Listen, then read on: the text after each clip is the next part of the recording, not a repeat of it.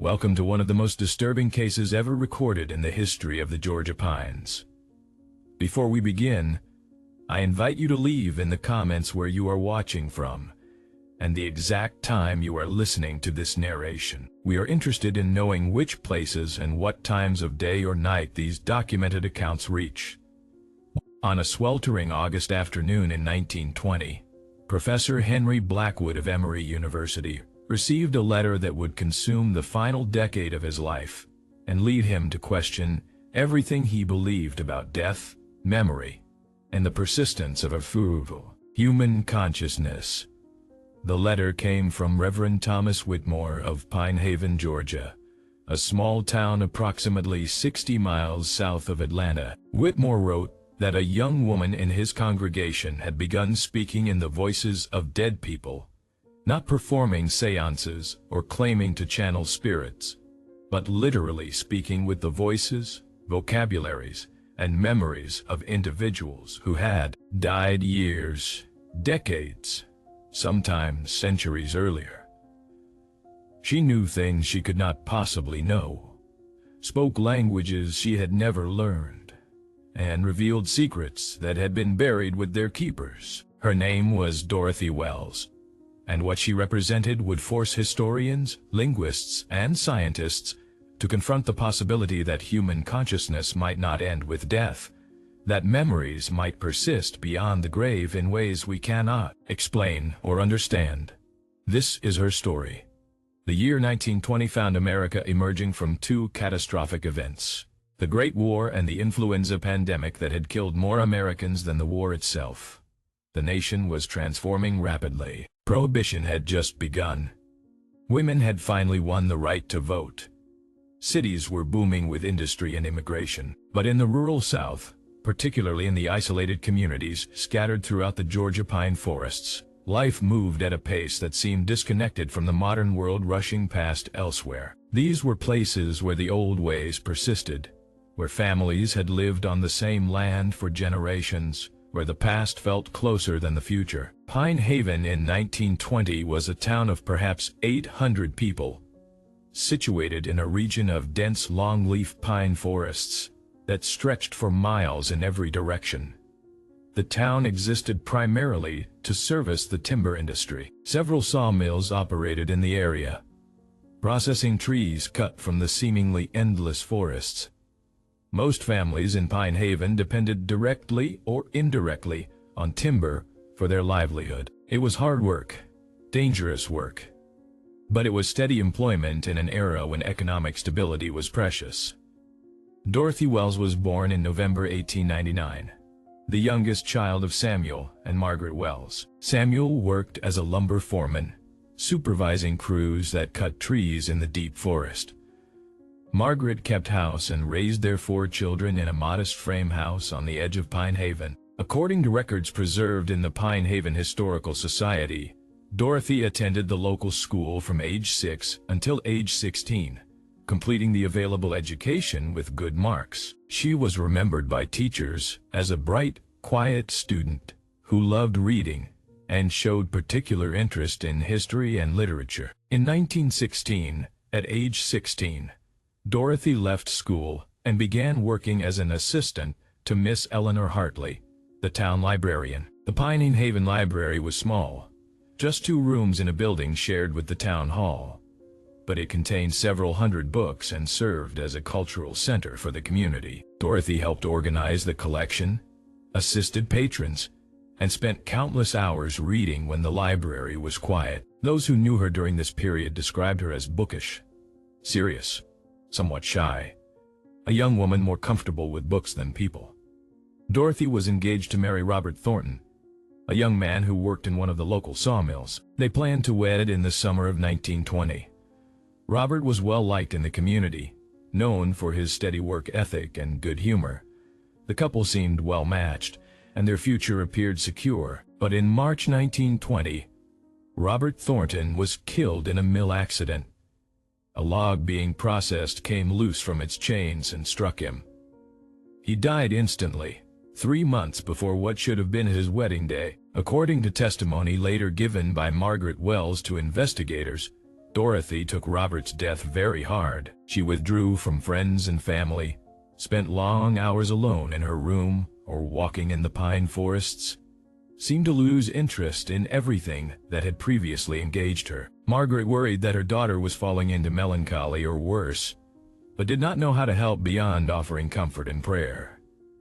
It was in late May 1920, approximately 2 months after Robert's death, that Dorothy began to change. She had been walking alone in the forest, something she did daily despite her mother's concerns about a young woman venturing into the woods unaccompanied. When she returned home that evening, Margaret immediately noticed something different. Dorothy walked differently, held herself differently, spoke with a slightly altered cadence. When Margaret asked if something had happened, Dorothy replied in a voice that was recognizably hers, but somehow not quite right, as if her vocal cords were producing sounds in a slightly foreign way. Over the following days, the changes intensified. Dorothy would suddenly speak in voices that were not her own, complete sentences or sometimes extended monologues in cadences and vocabularies that seemed to belong to different people. The content of these speeches was often historical in nature, descriptions of events or places or people from the past, delivered with specificity and detail that Dorothy should not have possessed. The first incident that brought wider attention occurred in early June during Sunday service at Pine Haven Methodist Church. Reverend Whitmore was midway through his sermon when Dorothy, sitting in a pew with her family, suddenly stood and began speaking. But the voice was not Dorothy's. It was deeper, rougher, with an accent that sounded vaguely British or perhaps Irish. The voice identified itself as belonging to Thomas Mackenzie and proceeded to describe in vivid detail the construction of the original Pine Haven Church in 1847, including names of builders, dimensions of materials used, and the circumstances of a worker who had died during construction when scaffolding collapsed. The congregation was shocked into silence. Margaret Wells tried to quiet her daughter, but Dorothy, or whoever was speaking through her, continued for nearly 5 minutes before suddenly stopping mid-sentence and collapsing. When she revived moments later, Dorothy had no memory of what had occurred, no awareness that she had spoken at all. Reverend Whitmore, deeply disturbed but also intrigued, later researched the claims made during Dorothy's episode. The original Pine Haven Church had indeed been built in 1847. Records confirmed the names of several builders Dorothy had mentioned. Most startling, Whitmore found a brief notation in the church archives about a worker named Benjamin Carter, who had died in a scaffolding collapse during construction, exactly as Dorothy had described. This information was contained in documents Dorothy had never seen, stored in Whitmore's office, accessible only to church leadership. How had Dorothy known these details? Whitmore had no explanation. He visited the Wells family to discuss what had happened. Dorothy, when questioned, insisted she remembered nothing. The last thing she recalled was sitting in church, listening to the sermon. Then there was a blank period, and then she was on the floor with people crowded around her, staring. Margaret Wells admitted that this was not the first such incident. Dorothy had been speaking in strange voices for several weeks, though never so publicly or for such extended periods. Usually these episodes lasted only seconds, brief utterances in unfamiliar voices, before Dorothy returned to herself. But they were becoming more frequent and more intense. Whitmore, as both a spiritual leader and an educated man with some knowledge of medicine and psychology, was uncertain how to respond. Was Dorothy suffering from some form of mental illness? Was this possession by spirits, as some in the congregation immediately claimed? Or was there some other explanation?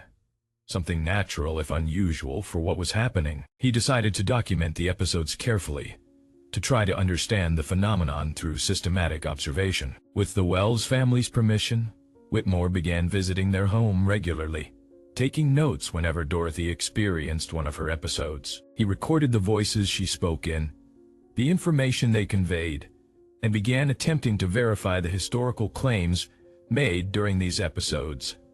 What he discovered over the following weeks was both fascinating and deeply unsettling. Dorothy, or the voices speaking through her, provided historically accurate information on a wide range of subjects. She described events from Pine Haven's past with precision that matched archived records. She spoke about people who had lived and died in the area decades earlier, providing biographical details verifiable through old newspapers and courthouse documents. She even spoke several times in what sounded like Native American languages, describing places and practices from before European settlement. Most disturbing were the voices of the recently dead. Dorothy would sometimes speak in voices that family members recognized as belonging to their deceased relatives. She would know things about these people that she should not have known. Private matters never shared publicly. Personal memories known only to the deceased, and perhaps a few intimate family members. It was as if Dorothy had access to the complete memories of dead people, as if she could somehow channel not just their voices but their entire conscious experience. By July 1920, Reverend Whitmore had documented more than 40 distinct voices speaking through Dorothy. He had verified as many of their claims as possible, finding that historical statements were consistently accurate when they could be checked. Whitmore was now convinced that something genuinely extraordinary was occurring, something that demanded serious scholarly attention. This was when he wrote to Professor Henry Blackwood at Emory University. Blackwood was 56 years old in 1920, a historian who specialized in colonial and early American history, particularly focused on the South. He was a rational, skeptical man who had little patience for spiritualism or paranormal claims. When he received Whitmore's letter describing Dorothy Wells and her apparent ability to speak with the voices of the dead, his first instinct was to dismiss it as either religious delusion or psychiatric disorder. But Whitmore was not a foolish man, and his letter contained specific historical claims supposedly made by Dorothy that Blackwood could verify independently. One claim in particular caught Blackwood's attention. Dorothy had allegedly spoken in the voice of a British officer named Captain James Worthington, describing events during the Revolutionary War when British forces had occupied parts of Georgia. She had provided specific details about troop movements, battles, and the eventual British withdrawal. Blackwood checked this information against his own research and against primary sources in the university archives. Every detail was accurate, including several facts that were obscure enough that they appeared only in unpublished letters and journals held by the university, documents Dorothy Wells could not possibly have accessed. Intrigued despite his skepticism, Blackwood traveled to Pine Haven in early August 1920. He spent 3 days observing Dorothy, documenting her episodes, and conducting what he later described as the most rigorous historical examination he had ever performed. He brought with him obscure historical texts, documents in foreign languages, and detailed questions about events that even trained historians would struggle to answer. He wanted to determine whether Dorothy was genuinely accessing historical knowledge, or whether she was somehow fabricating or performing her episodes. What Blackwood witnessed convinced him that something unprecedented was occurring. During one episode, Dorothy spoke in what Blackwood recognized as colonial-era German dialect, describing the life of a Moravian settler who had lived in Georgia in the 1740s. She provided information about daily life, religious practices, and community organization that matched primary sources Blackwood had studied. She used vocabulary and grammatical structures appropriate to that time and place. Dorothy Wells, a girl from rural Georgia with a high school education and no exposure to German language or Moravian history, should not have been capable of this. In another episode, Dorothy spoke as a Creek Indian woman, describing in what appeared to be Muskogee language the forced removal of Creek people from Georgia in the 1830s. Blackwood did not speak Muskogee, but recorded the episode on his new dictaphone device. He later had the recording examined by a linguist at the university who confirmed it was indeed Muskogee language, grammatically correct and contextually appropriate for the period Dorothy was describing. Again, Dorothy had no known exposure to this language or this history. Most disturbing to Blackwood was an episode where Dorothy spoke as someone who identified himself as John Blackwood, Henry's grandfather, who had died in 1875, before Henry was born. The voice described events from John's life, including details about Henry's father as a child, information Henry knew from family stories but had never discussed publicly, and certainly never discussed in Georgia, far from his family's home in Virginia. The voice also made a reference to a letter John had written shortly before his death, a letter Henry had discovered years earlier in his father's papers, but had never shown to anyone. Dorothy could not have known about this letter through any normal means. After 3 days of observation and testing, Blackwood was convinced that Dorothy genuinely possessed some form of access to historical memories and personalities. He could not explain how, but the evidence was overwhelming. He proposed bringing Dorothy to Atlanta, to Emory University, where she could be studied by specialists in neurology, psychology, linguistics, and various other fields. Perhaps intensive scientific study could determine the mechanism underlying her abilities. Dorothy was reluctant. The episodes frightened her. She did not enjoy being a subject of study, did not like the attention her condition brought, but she also desperately wanted to understand what was happening to her, wanted to know if there was some way to control or stop the episodes. She agreed to go to Atlanta with her mother as chaperone for a period of 2 weeks of evaluation. The examination at Emory University in August 1920 involved a team of 7 researchers from different disciplines. Dr. James Morrison, a neurologist, conducted physical examinations looking for organic causes. Dr. Sarah Chen, a psychologist, evaluated Dorothy for mental illness or personality disorders.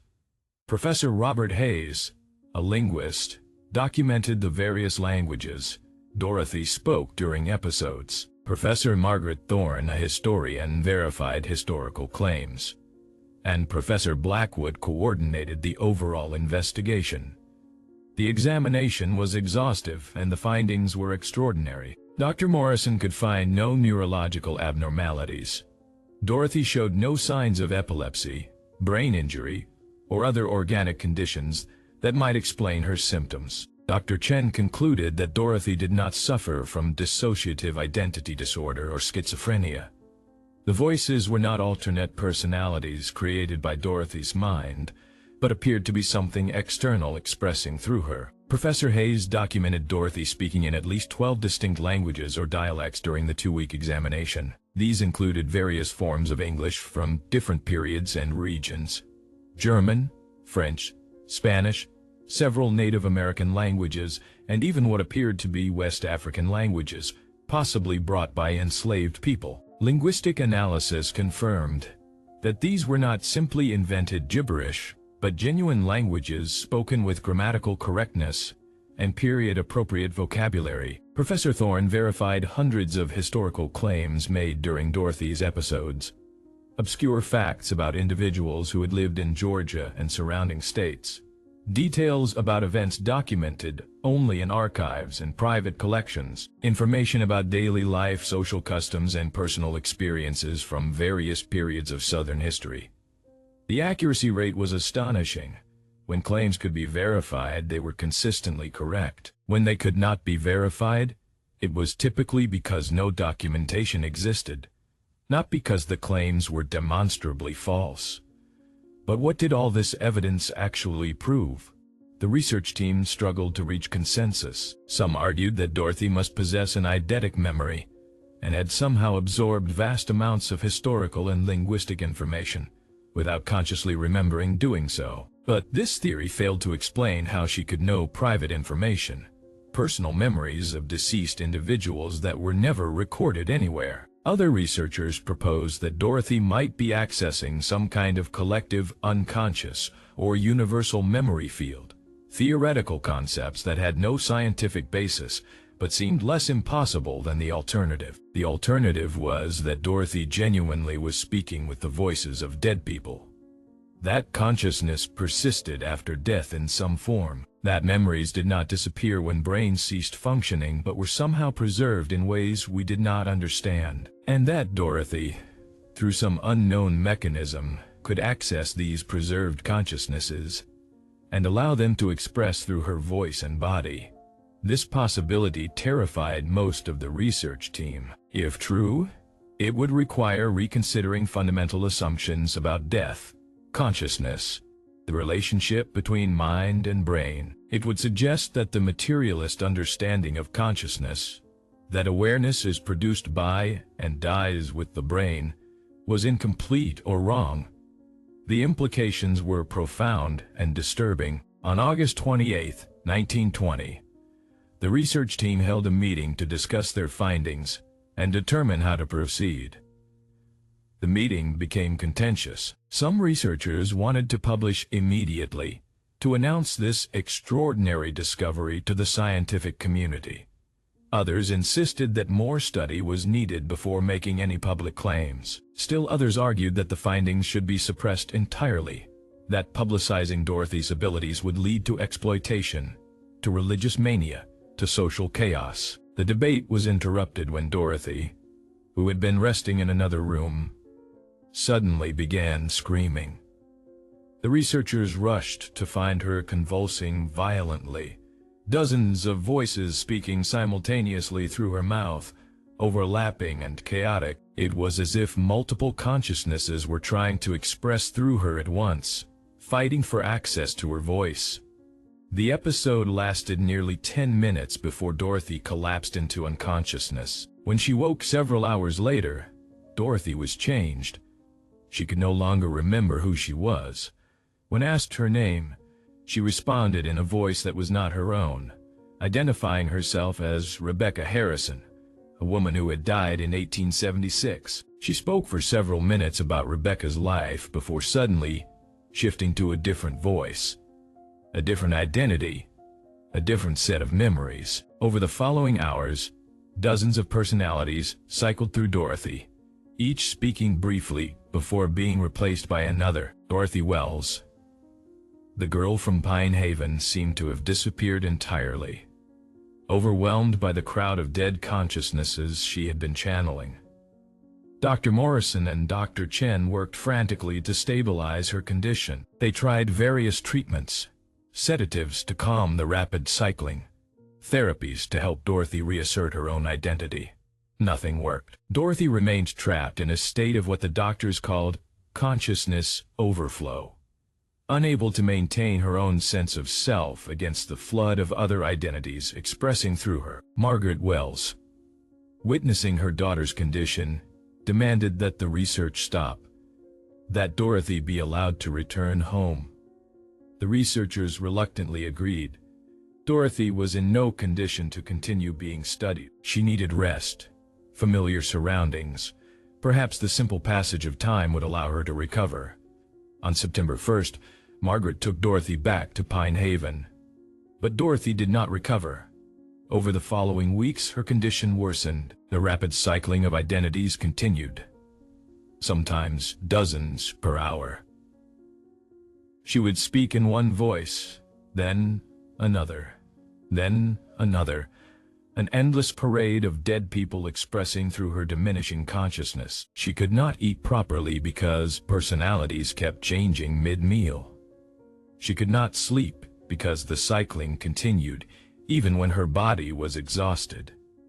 She was losing weight rapidly, her body unable to sustain itself under this impossible burden. Reverend Whitmore visited frequently, praying with the family, trying to offer spiritual comfort though he had no answers for what was happening. Professor Blackwood returned from Atlanta in mid-September, bringing medical supplies and hoping to find some way to help.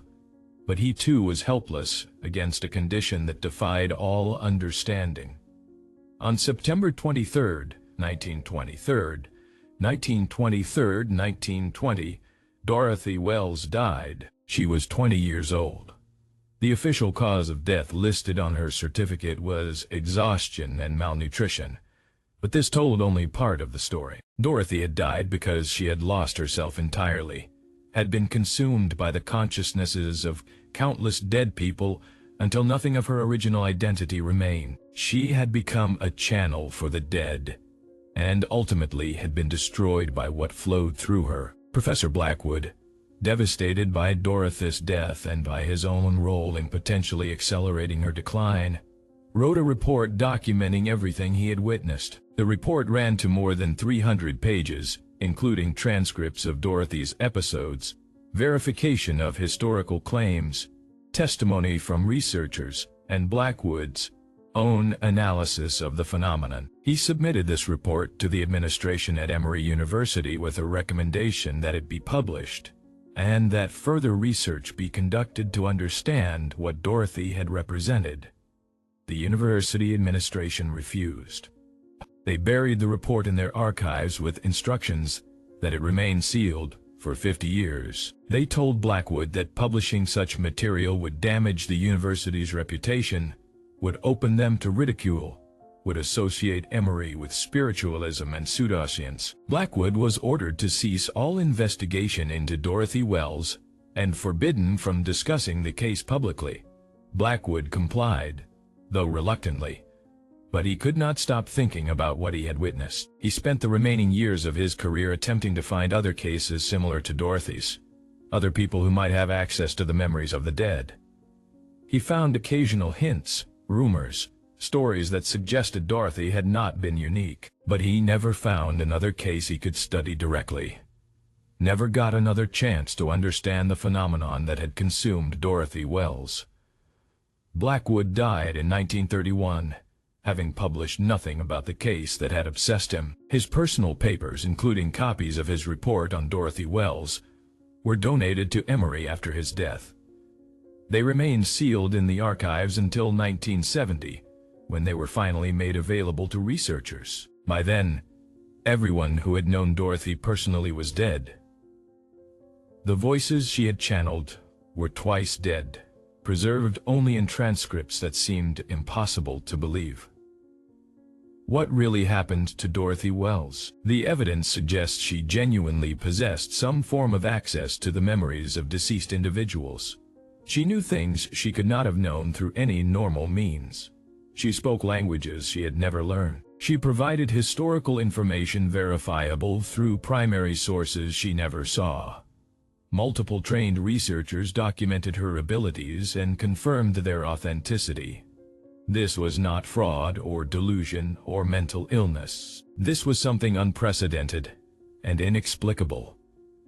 Modern neuroscience offers no explanation for Dorothy's abilities. Consciousness is understood to be produced by brain activity, to cease when neural processes stop. Memories are stored in neural connections, in patterns of synaptic strengths that degrade and disappear when neurons die. There is no known mechanism by which memories could persist after death or be accessed by living individuals. Yet Dorothy could do exactly this. Some researchers have proposed that consciousness might not be entirely produced by the brain, that the brain might function more as a receiver or filter for consciousness that exists independently. Under this theory, death would not eliminate consciousness but simply end its connection to a particular physical brain. Memories would persist in some non-physical form, and under rare circumstances, someone like Dorothy might be able to access these preserved memories. But this theory, while it would explain Dorothy's abilities, contradicts most of what neuroscience understands about the relationship between brain and mind. Another possibility is that Dorothy developed an extreme form of what psychologists call cryptomnesia, the ability to access memories of information encountered and forgotten. Perhaps she had an eidetic memory and had unconsciously absorbed vast amounts of historical and linguistic information that she later expressed during episodes. But this theory fails to explain how she knew private information, personal memories that were never recorded anywhere, details of her own family history that she had never been told. The most disturbing possibility, and the one Professor Blackwood came to believe, is that human memories do not disappear at death, but are somehow imprinted on reality itself, that every thought, every experience, every moment of consciousness leaves a permanent trace that can be perceived by those with unusual sensitivity. Dorothy, after some unknown trigger, possibly Robert's death or some event in the forest, developed the ability to perceive these traces, to tune into the preserved consciousnesses of the dead and allow them to express through her. If true, this would mean that death is not the end of consciousness in any meaningful sense. That we persist after death not as ghosts or spirits, but as patterns of memory embedded in the structure of reality itself. That the boundary between living and dead is more porous than we believe. And that some people, rare individuals like Dorothy Wells, can cross that boundary, can give voice to those who have passed beyond. This possibility terrified the researchers who studied Dorothy.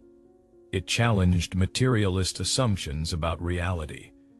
It suggested that science had been fundamentally wrong about the nature of consciousness and death, and it raised disturbing questions about identity and persistence.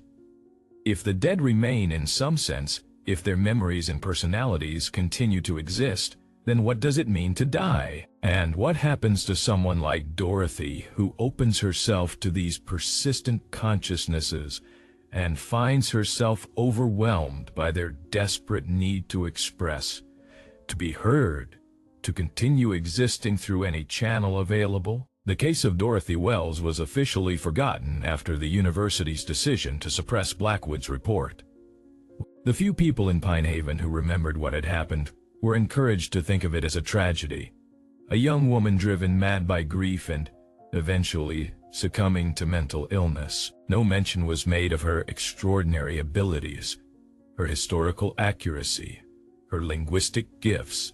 The story faded from memory, became vague local legend, was eventually lost entirely as generations passed, and the last witnesses died. But the evidence remains. Blackwood's report sits in the Emory archives, available to researchers willing to search for it. The transcripts document hundreds of episodes, thousands of historical claims, dozens of languages. The verification notes confirm accuracy rates that cannot be explained by chance or coincidence. The testimonies of trained researchers, skeptical scientists who became believers despite themselves, attest to having witnessed something genuine and inexplicable. In 1989, a graduate student named Jennifer Morrison found Blackwood's papers while researching early 20th century history. She read the report on Dorothy Wells and was simultaneously fascinated and disturbed. She attempted to follow up, to verify the historical claims independently, to determine if Blackwood had been deceived or deluded. What she found confirmed everything. The historical claims were accurate. The linguistic evidence was genuine. Multiple researchers had documented the same phenomena. Either there had been an elaborate hoax involving dozens of participants maintaining consistency over months, or Dorothy Wells had genuinely possessed impossible abilities. Morrison wrote her dissertation on the Dorothy Wells case, analyzing it from historical, psychological, and philosophical perspectives. Her conclusion was tentative but clear. Dorothy had demonstrated abilities that could not be explained by current scientific understanding. Whether this meant that science was incomplete, or that something impossible had occurred, Morrison could not determine. But she argued that the case deserved serious attention from researchers in consciousness studies, parapsychology, and neuroscience. Her dissertation was approved but quietly discouraged from publication by her advisors. Even in 1989, nearly 70 years after Dorothy's death, the case remained too controversial, too challenging to conventional understanding. Morrison published portions of her work in obscure journals, but her findings generated little interest. The academic establishment, like the church and the general public, preferred not to confront the disturbing questions Dorothy's case raised. Today, Dorothy Wells is remembered, if at all, as a footnote in histories of the American South, a tragic figure from a bygone era. Her gravestone in Pine Haven Cemetery bears her name, her dates, and the inscription "At Rest with the Angels." Nothing indicates that she was anything other than an ordinary young woman who died young. Nothing suggests that she possessed abilities that challenged everything we think we know about consciousness, memory, and death. But for those who study the evidence, who read Blackwood's report and examine the documentation, Dorothy Wells represents something extraordinary and terrifying. She was a living bridge between the dead and the living. She gave voice to those who had passed beyond. She demonstrated that death might not be the absolute end we believe it to be. And she paid the ultimate price for her impossible gift, destroyed by the very abilities that made her extraordinary. If you found this case as disturbing as I did, let me know in the comments. Tell me where you are watching from, what time it is where you are, and whether you believe consciousness persists after death, or whether Dorothy's abilities must have had some other explanation. Share this story with anyone interested in the mysteries of death and consciousness, the questions science cannot answer, and the cases that refuse to be forgotten. Because Dorothy Wells spoke for the dead. She gave voice to memories that should have been lost forever. She demonstrated that the boundary between life and death might be thinner than we imagine, and she died doing it, overwhelmed by the crowd of consciousnesses she had tried to channel, destroyed by knowledge no living person should possess. Welcome to the horrifying case of Dorothy Wells. Welcome to the story of the girl who spoke in voices of the dead. Welcome to a mystery that challenges everything we believe about consciousness, memory, and what happens when we die. Welcome to the case that science tried to suppress, the evidence that was buried, the truth that was too disturbing to acknowledge. Dorothy Wells was real. Her abilities were documented. Multiple researchers verified her accuracy, and then the whole case was deliberately forgotten, suppressed by institutions that preferred comfortable lies to uncomfortable truths.